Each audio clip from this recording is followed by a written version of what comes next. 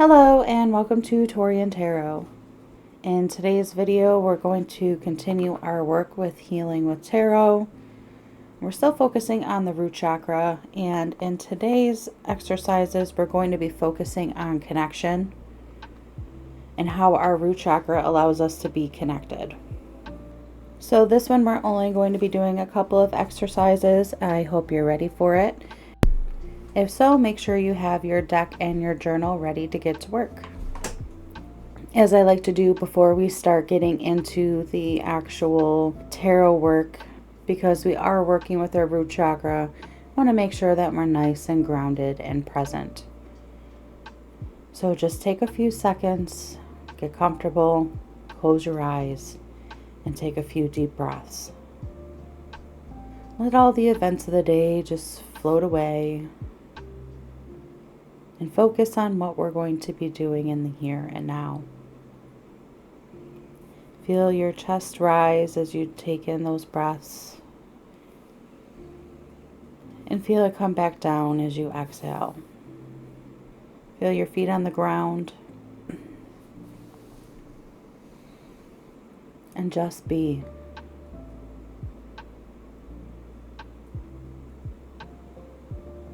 Once you've been able to clear your mind of everything, go ahead and open your eyes.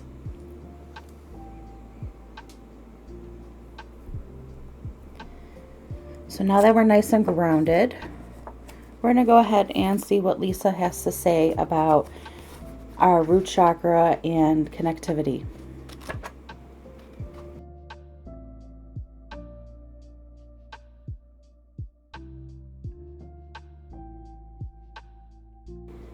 You may have heard yourself or someone you know say the words, "I felt deeply connected," or maybe, "I feel so disconnected."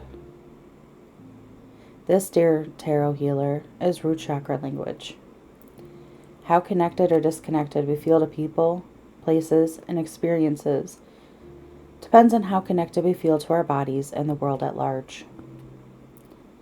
Happy, joyful, and engaged people tend to have a sense of connection, either to their purpose, their community, or their immediate families.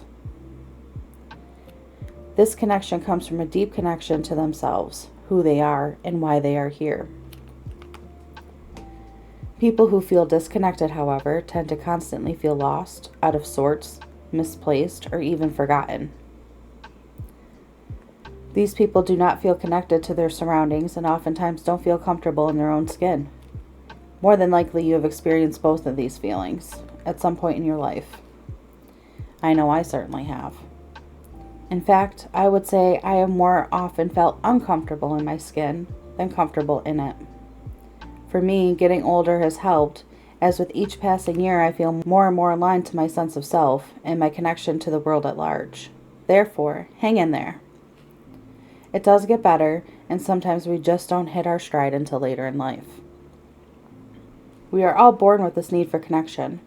As babies, we are programmed to bond with maternal figures for our own sense of survival.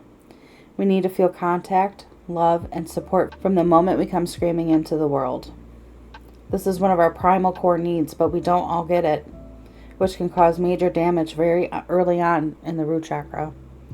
It isn't anything that can't be repaired, but it does take consistent effort and a commitment to see it through until the job is done. The sense of connection is not just an important human need, but is more than likely the most spiritual need we all have. Ever since we evolved into the humanoid forms we are now, we have sought out something bigger, such as a god, goddess, or divine power that made us and is connected to us in some form. Therefore, it is no coincidence that we have two connection points in our energetic body, the one in the root and the one in the crown. In many aspects, our need for connection is part of our desire to belong, and some of us aren't overly picky about where we find that sense of belonging. Like most of the issues in the root chakra, this connection, or need to belong, is not one that can happen outside of ourselves. However, a lot of people who feel disconnected seek this feeling, this primal core need, in things outside of who they are. Many seek it in religion, sex, and drugs, among other things. The connection point in the root chakra is all about feeling like this physical existence has a point. There is a reason you are in your current body and that you are having the physical experiences you are having. Your body is connected to this physical plane for a reason. The stronger our sense of connection, the more deeply connected we are to the physical world. In energy work, we call this grounding. Keeping ourselves grounded and anchored to the physical plane is what this point of connection does in the root. It is something we feel, not something we find. So how is your point of connection? And are you grounded into your body and the physical plane? Let me know what your thoughts of that are in the comments below. Let me know if you feel connected or disconnected, and if anything that Lisa said resonated with you at all. I know it definitely did with me. And we're going to take these ideas and we're going to put them into practice. And I'm sure it's no shocker, the first exercise is going to be finding a significator card for our connection point. And to do this, we're going to do one more quick meditation to make sure we truly are grounded and we are focusing on that connection to the physical plane. So once again, I would like you to take a moment, close your eyes, take a deep breath, and focus on the word connection. Bring each letter into focus in your mind's eye.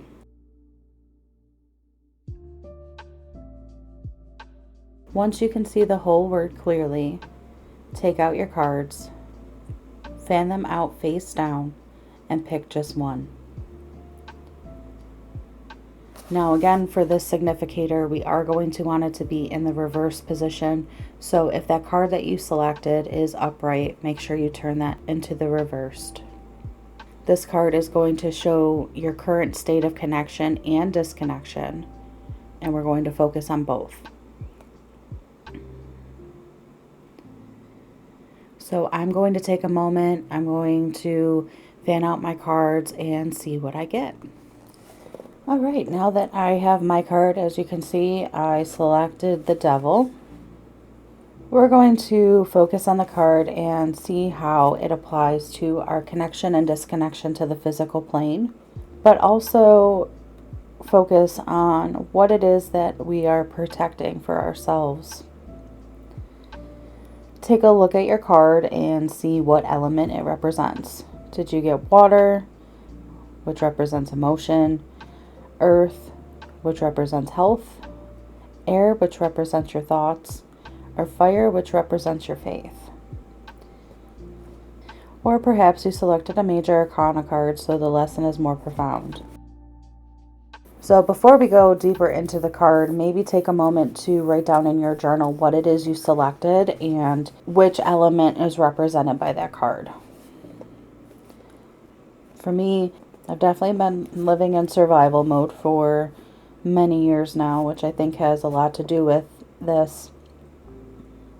And even though the Devil card can have very negative connotations, the reverse form of this card does have some positive notes to it. So releasing myself from the bondage that I've been in for years, removing my proverbial chains that I've been feeling have been tightening around me over the last few years. So even though there are still some negative aspects with the dependency and instability, I think much of the world can relate to that instability at this point, so I'm not too worried about that. But I couldn't agree more with the message of this card, and I definitely can take some lessons from it. And once again, the root chakra is symbolized here. So once you've taken note of the element and what it is you may be protecting as far as the root chakra and your connectivity, we're going to take a moment and really study the card. Start from the top, which used to be the bottom, and work your way down. It's one of the pleasures of working with reverse cards is you get to see it in a different light. And you may pick up on things you didn't pick up on before. So look at what's on the top that used to be the bottom. We have the two figures that were loosely wrapped in chains. And by putting it in the reverse, that may be how they are going to be set free. And upside down, the Devil doesn't have as much power. So once again, scan your card, note anything that you notice in your journal. A good exercise for this also would be to take a page of your journal and separate it into 2 columns, the left side being connection and the right side being disconnection. You can fill those columns with keywords from your card and go until you can't come up with any other words. Then step back and see what you have. Once you've done this, we're going to go ahead and do our final exercise for the chapter, which is going to be a 5-card tarot spread. I'll have the layout popped up on screen as we go through so you know exactly how you have to lay it out. Before you take your cards and get shuffling though, make sure you keep that reverse significator card to the side, as that is going to be our top card of the spread. So for this layout, we'll have the reverse significator card at the top and then just the 4 cards underneath in a row. So for card number 1, starting at the left, we're going to ask the question, what action can I take to feel more connected to my body? Card number 2, what action can I take to feel more connected to my home? Card number 3, what action can I take to feel more connected to my community? And then finally for card number 4, when I am feeling disconnected, what action can I take to restore my sense of belonging? You want to make sure that these 4 cards are in their upright position, and then we'll see what we get. All right, now I have all of my 5 cards I selected laid out.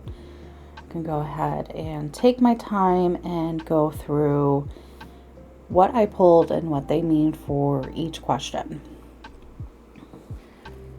So again, for the first card, what action can I take to feel more connected to my body? I pulled the 7 of Pentacles. So the key word for this card is making investments, which for me makes a lot of sense because, as I mentioned in a previous video, I'm trying to focus a lot on my physical and mental health right now. So making goals and cultivating those goals is kind of in the phase I'm at right now, where I'm setting up the plan, I'm working through the plan, and with hard work and persistence, this card's telling me it is going to pay off. I just have to stick with it, keep tending to my body as if it was a garden, and have the patience to see it through so I get the fruits of my labor. For the second card, what action can I take to feel more connected to my home? I pulled the King of Pentacles. And with Mercury retrograde just ending not too long before I started recording this video, I could really use the King of Pentacles in my life. It was definitely a rough one for me with the financial side of things. Many things in my house kind of went wrong, and I found out I have a lot of big projects to do. So for me, despite some of the keywords that are in here, I'm thinking of it more as spending my money wisely, being in charge of my funds so that I can appropriate them to the projects when they need to get done and in the order they need to get done. So this is a good message. It's very appropriate for my current situation, and I will definitely take it to heart.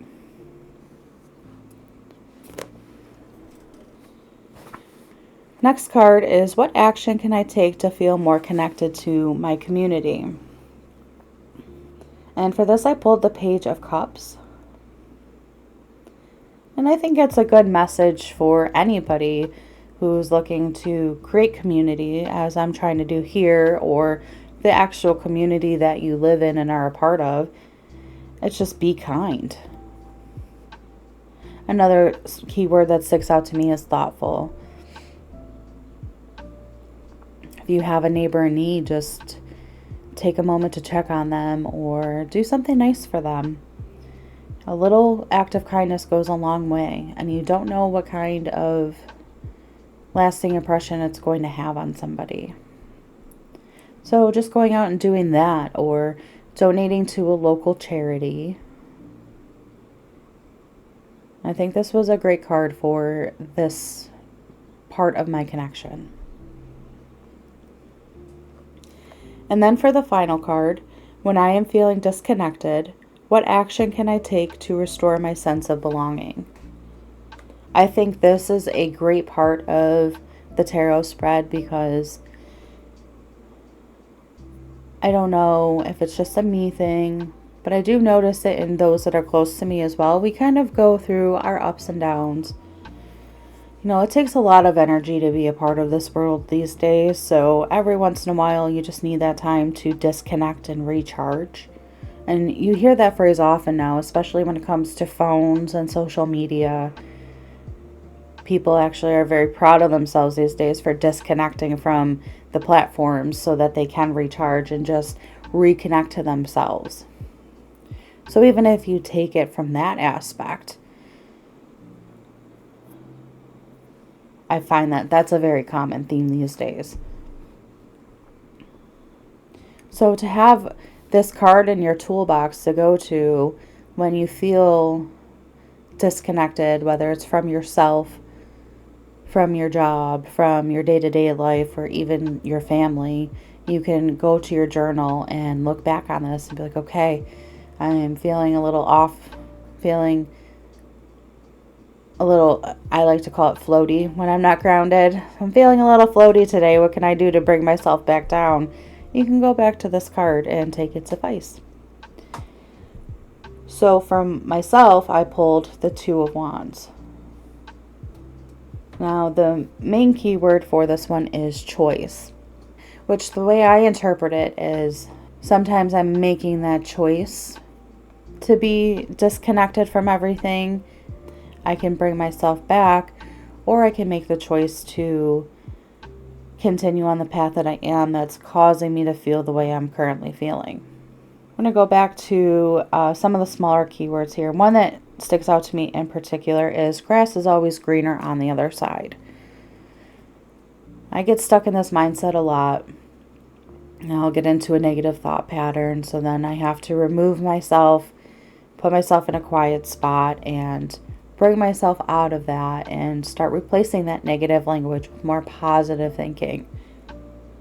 And it's also a good time for me to break out my gratitude journal, so I can focus on the things I do have, things that I am grateful for. And it just helps you be more positive.